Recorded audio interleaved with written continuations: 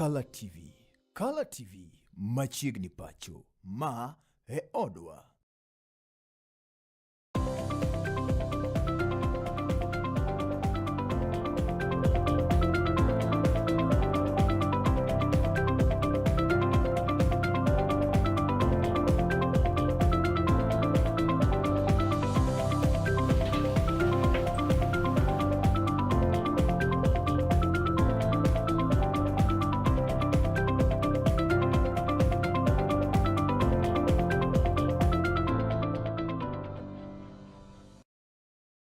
Yena mondo miachaka mose ni misawa Janel mar Color TV kamora mora mabende irange wang jowi ni giesani mana kaka nasingo niko molo kanyo sadeka biro doka kod weche manyien mago maga ng'end weche go moka kachiel mesawa mano mara ka weche manyien parni bura mano mara ng'ado kabeno thich oko e yono makare mane en jalub jatend piny Kenya Rigathi Gachagua pod dhi nyime kendo gin moko kuom weche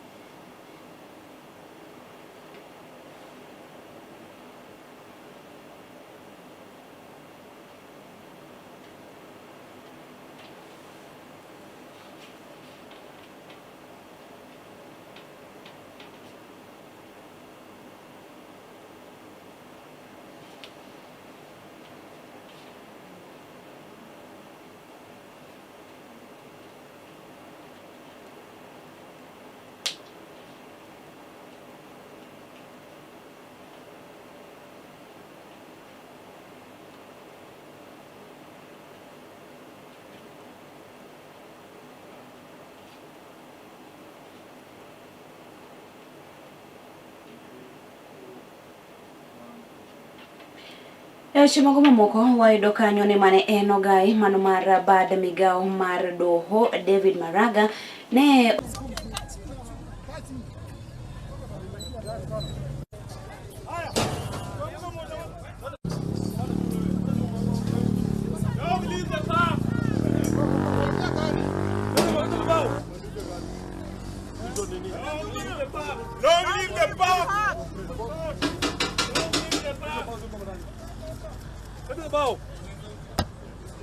Wewe uko mwisho bwana. Wewe.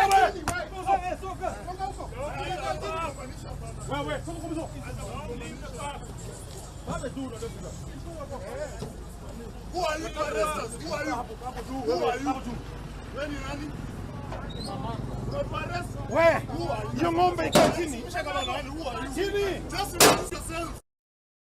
Dokanyo ne riwruok mago mag apisaza mag clinic e county ma Kisumu ka hotel ne gi kod migosi Vincent Owa oyango ni gibiro bedo ka gidhi nyime kod bago ng'anyo margi mano mabende ne gisechako nyaka chopi piny owacho mano ma county ma Kisumu bio chop kare moko kuom ywak mago mabende gintiere godo kaka jokanyono mago mag clinic mawuok e county ma Kisumu.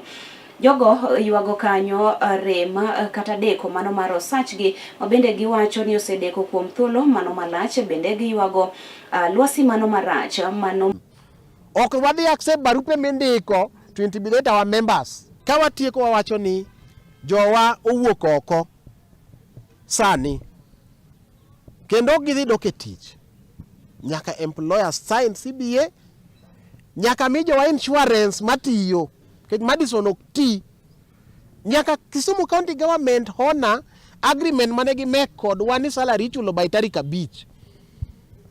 There is a signed agreement. Nitiere winjruok mane wawinjore ni misara okal tarik 5 ma Kisumu County. To ma en gima ok giwinji.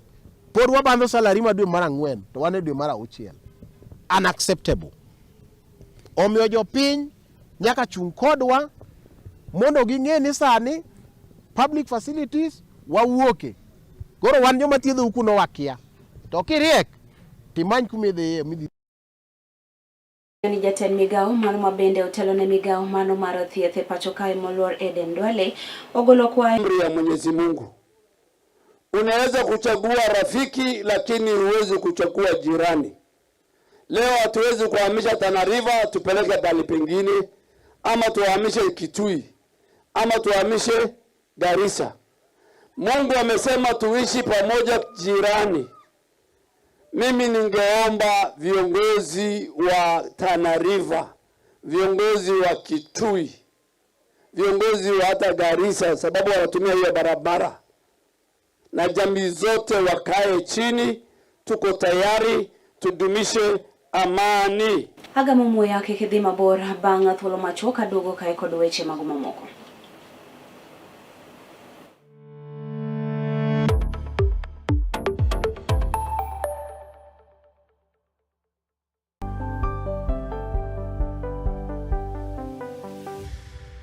Piny koro tauru gi mare, emomiyo Color TV chako odiochiengi kod sulwe mokinyi. Kabende sulwe mokinyi menyo odiochiengi juma mangima. Kawachako kod weche manyien matuche kendo miyo ing'eyo gik matimore e tung piny koni kod kocha. Kabende warango kaka odiochiengi biro bedo e futo mar yamo e kor lwasi, nondo mar oboke, chal mar apeyni e kind mamoko mathoth. Bang'e to iyudo twak manimba. Sa 11 mar midhiambo nyaka sa 12 mar midich. Sa 11 mar midhiambo nyaka sa 12 mar midhiambo. Kama wanyisi motimore e pewe duto mana e Color TV.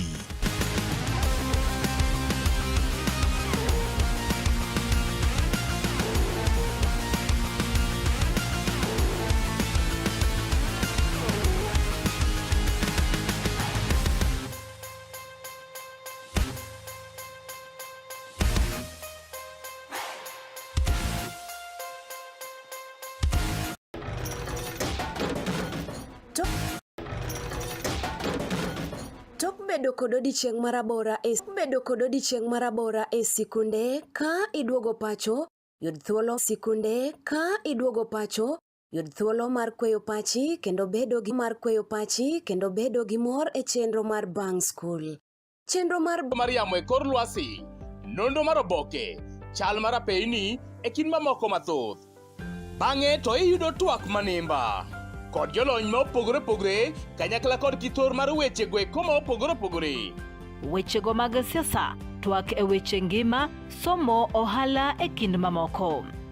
Ema omiyo wuok tich nyaka tich abich itudori kod an Justus Adoyo kaachiel koda ka an Brenda Agenyo sa 12 okinyi nyaka sa 4 onyango mana e Color TV. Color TV machiegni pacho ma e odwa.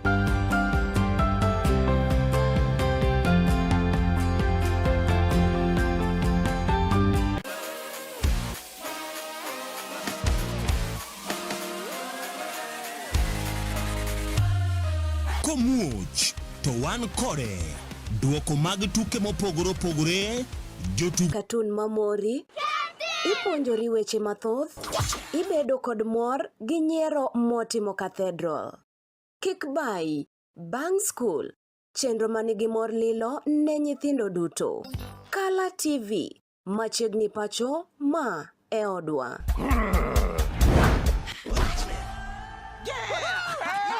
I've fallen and I can't get up.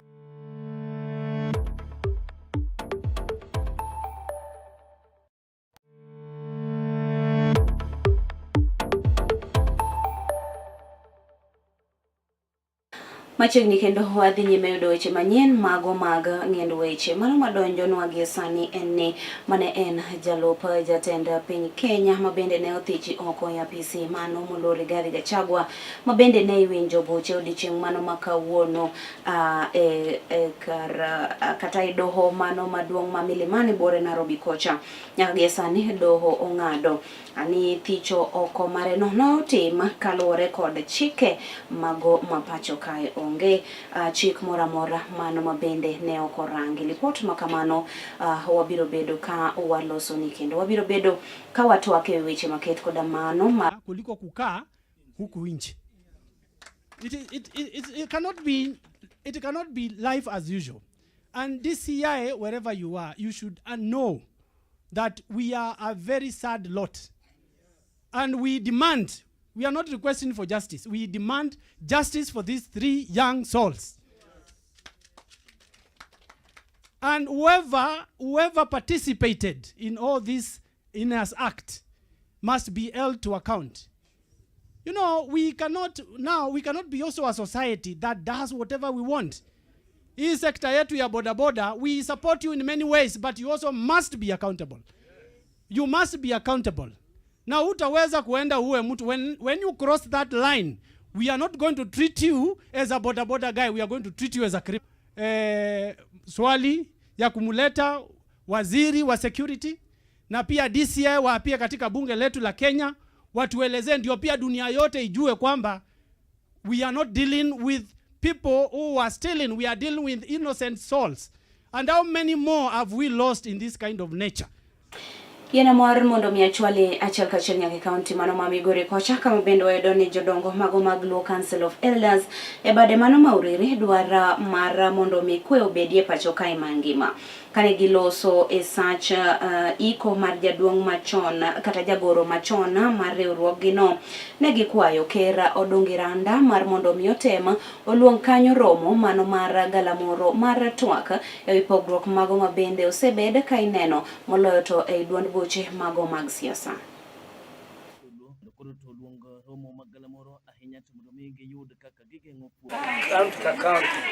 Mondo oyal olerwa ni ji mwatimo oken mar siasa. Watimo mar riwruok mar joluo. Ka chien mar siasa. Watimo mar riwruok mar joluo. Ka chien wabe achiel marono is very important.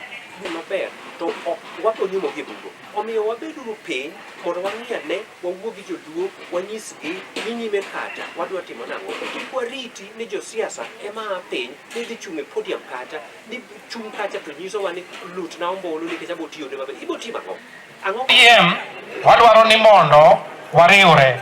Wawe wach moro ni kia Linda Ground kia Linda Mwananchi wadwa ni mondo wariwre nikech riwruok wanoero ema dhi miyo wateko. Magi kaka oganda mano mar kedo kod wechego mago mag mibadhi. Campaign makama biro bedo kadhi nyime chakre odiochieng' mano makawuono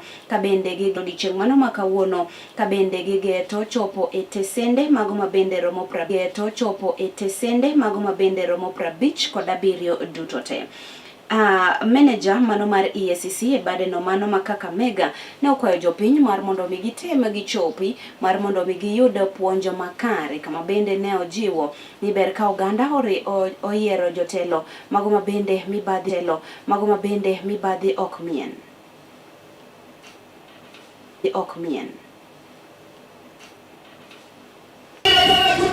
Can meaningfully participate in governance processes and also participate in the fight against corruption.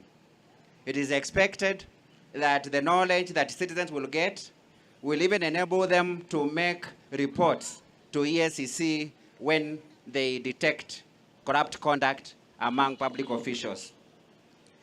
Citizens will also use that knowledge to make key decisions. Wakulima wengi walilalamika kwamba wakati wanapeleka miwa yao kwa zile kampuni za sukari katika eneo hili la magharibi, wakati mwingine wanatakiwa kutoa hongo ili waweze kupata ile permit ya kufanya harvesting na pia ile miwa yao iweze kufanywa transport. EACC inaendelea looting na pia kuharibu biashara ya watu wengine. Tafadhali tusiende namna hiyo. Hata kama ni mambo ya demonstrations, uko na haki kikatiba. Na pia hiyo kutumika na wanasiasa, hiyo ni corruption, si ndio? Kwa sababu unapokea hela ili uweze kutekeleza ama kuadvance ile political ambitions ya mtu mwingine. Ina marmondo miayenge gikanyo jana na Markala TV oriti masani rokamano komneno weche manyien mago maga ng'endo weche nyinga Nelly Achieng' ndine jalokomara David Abila.